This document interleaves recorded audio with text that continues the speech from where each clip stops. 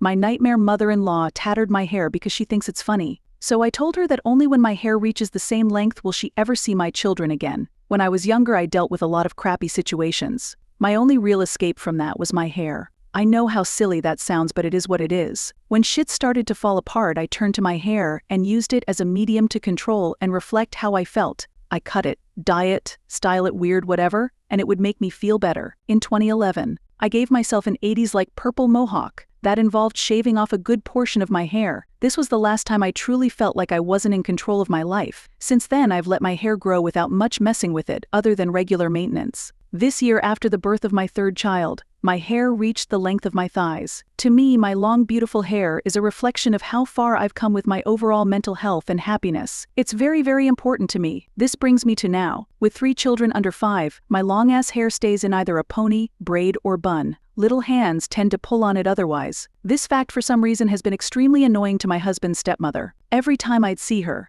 at least when she would bring up what a waste my hair was on me, and she would tell me that a mother shouldn't have a ratness like I have, or something snide like that. She's annoying, and I ignore her for the most part, because she just wants attention, and I won't give it to her. Until yesterday, sitting on my father-in-law's couch breastfeeding my youngest, having a pleasant conversation with my husband and father-in-law about what we were watching on the TV. I felt a tug on my hair, and before I could pull completely away, I heard the scissors close. There's my mother-in-law and my 4-year-old standing behind the couch, both laughing as she holds a large portion of what was my bun. The 3 of us turned and stared at her. It was like looking at a cartoon villain. I'm effing devastated and trying not to cry in front of my children. My husband starts yelling, asking her if she is insane. My 4-year-old starts to cry, which is followed by mother-in-law who tearfully claims it's just a joke. It'll grow back. We thought you all would laugh. The whole situation falls apart with my husband arguing on my behalf, my 3 children and I crying, mother-in-law's snot bubble sobbing, and father-in-law trying to get us all to calm down. We ended up leaving with my husband telling his dad to divorce his wife because being married to an overgrown 8-year-old is probably illegal, which I would have giggled at if I wasn't so upset. My husband drives us around looking for a stylist who will take a walk-in, and I call my sister-in-law to come sit with me. She meets us at her stylist's workplace. Looking at my tattered hair was horrible. Large chunks were gone and the length was all over the place. It was awful, and I felt like I lost a body part. Luckily, the stylist was very talented and salvaged my hair right above my shoulders.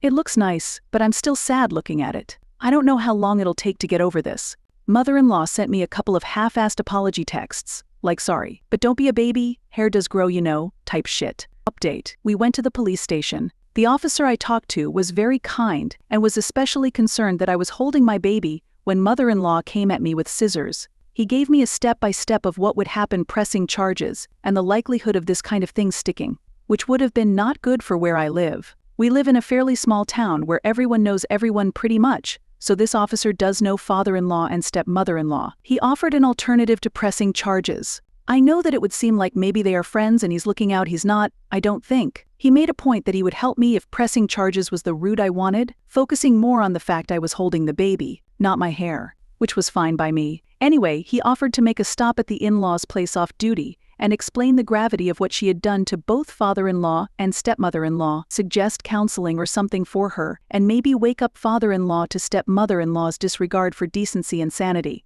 Talking with my husband and sister-in-law, I decided for father-in-law's and my children's sake, I wouldn't press charges and only need a report with the officer and let him make the stop. So there is a record now with printed text and the before and after pics for proof. God forbid she escalates, I'll have a paper trail already started. Presumably, after the officer made the stop, my husband got a call from his dad. My husband answered and they talked for a good hour before passing off the phone to me. I insisted I would only speak to father-in-law. I wasn't and still am not willing to speak to or see stepmother-in-law. Father-in-law offered me a pretty heartfelt apology. He's known me since I was 14 and I really do believe he cares for me, so I accepted. He also offered to pay for anything hair-related until my hair reached its original length, which I took the opportunity to not only accept but add the condition that only when my hair reaches that length again is stepmother-in-law allowed to see my children and myself. Father-in-law didn't even try to protest after asking if he was still allowed over to see his grandchildren, which he is.